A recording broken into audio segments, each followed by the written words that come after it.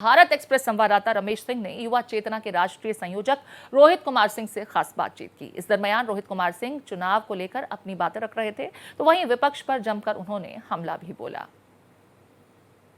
चुनाव के तीसरे चरण का मतदान हो रहा है और हमारे साथ युवा चेतना के राष्ट्रीय संयोजक रोहित कुमार सिंह जी हैं। रोहित जी, मतदान को सबसे पहले कैसे देखते हैं आप? मतदान भारत के संविधान के द्वारा दिया हुआ प्रत्येक नागरिक का अधिकार है और उस अधिकार के बल पर देश में लोकतांत्रिक तरीके से सरकार का चयन होता है, जो 5 साल तक देश की सम्मानित जनता के सर्वांगीण विकास हेतु समर्पित भाव से काम करती है, जनता के उद्देश्यों की चिंता करते हुए। तो निश्चित रूप से आज तीसरे फेज का मतदान हो रहा है। देश की सम्मानित जनता जिन जिन राज्यों में, जिन जिन भाग में चुनाव हो रहे हैं, बाहर निकल के मतदान कर रही है। हम तो बार बार कहते हैं, पहले मतदान फिर जलपान। पर लगातार देखिए, मतदान का जो प्रतिशत है वो कम होता जा रहा है और ये लोकतंत्र का महोत्सव है। इसमें लोगों को उत्साह के साथ, जोश के साथ भाग लेना चाहिए। जैसा आपने कहा भी कि पहले मतदान फिर जलपान। मतदान का प्रतिशत क्यों कम होता जा रहा है? देखिए, बड़ा स्पष्ट है। विपक्ष में बैठे जो लोग हैं वो घोर भ्रष्टाचार, घोर परिवारवाद और पता नहीं किस किस अवसाद से ग्रस्त हैं। तो उनके जो समर्थक मतदाता हैं, जो उनके पक्ष में वोट करते हैं, उनके मन में कुछ निराशा आ गई है।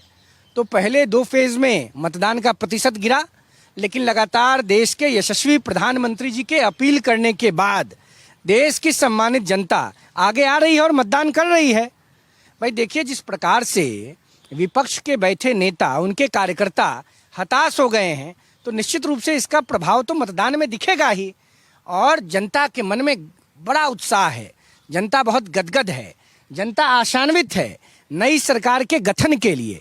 जिस प्रकार से कांग्रेस पार्टी ने, विपक्ष में बैठे राजनीतिक दलों ने भ्रष्टाचार के बीज को खाद और पानी देकर बड़ा पेड़ बना दिया, तो जनता तो जानती है ना कि अगर इस प्रकार के लोग सत्ता में आएंगे तो देश का बनताधार कर देंगे। जिस तरह से ईडी की छापेमारी चल रही है, लोग जेलों में बंद हो रहे हैं, लोगों के घरों से रुपयों का भंडार मिल रहा है। आप देखिए, झारखंड के मंत्री के पीए के नौकर के घर से 30-30 लाख रुपए, करोड़ रुपए बरामद हो जा रहे हैं। एक मतलब इस तरह का परिदृश्य हो रहा है जहाँ देश में गरीबी है, बेकारी है, लोगों के पास धन नहीं है, वहाँ इतने ज्यादा धन संग्रह करने के बाद भ्रष्टाचार से लोग बच कैसे जाते हैं?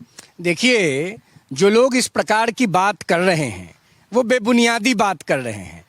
मैं राष्ट्रीय जनता दल के अध्यक्ष सजायाफ्ता लालू प्रसाद यादव जी से पूछना चाहता हूं, 1995-96 में जब चारा घोटाले के मामले में पहली बार वह जेल गए थे, तो उस समय प्रधानमंत्री कौन थे? प्रधानमंत्री उन्हीं के समर्थन से बने हुए नेता आदरणीय देवगौड़ा जी थे।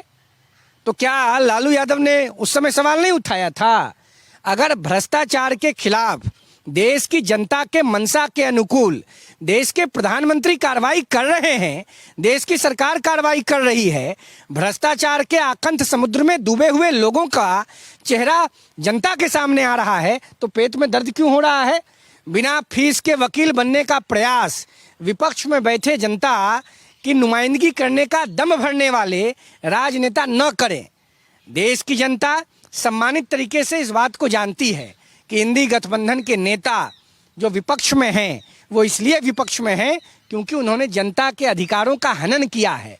उन्होंने सिर्फ अपने परिवार के निर्माण का मनन किया है।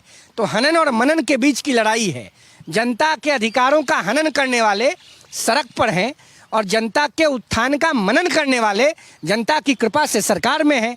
तो कहीं कोई लड़ाई है क्या? 2 राज्यों के मुख्यमंत्री, एक पूर्व मुख्यमंत्री और एक अभी भी मुख्यमंत्री बने हुए हैं, वो जेल में हैं। वो लगातार जेल से सरकार चलाने को कैसे देखते हैं आप? ये बड़ा सवाल है। देखिए, हम क्या, देश की जनता इसकी निंदा कर रही है, भर्त्सना कर रही है। केजरीवाल जी क्या कर रहे हैं?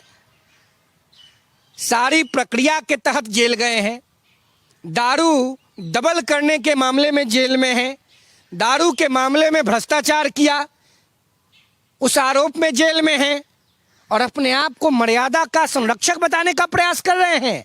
ऐसा भी कभी हुआ था क्या? रामराज की भी बात हो रही है। लालू यादव जैसे भ्रष्टाचारी राजनेता ने भी जब जेल जाना पड़ा तो इस्तीफा दे दिया।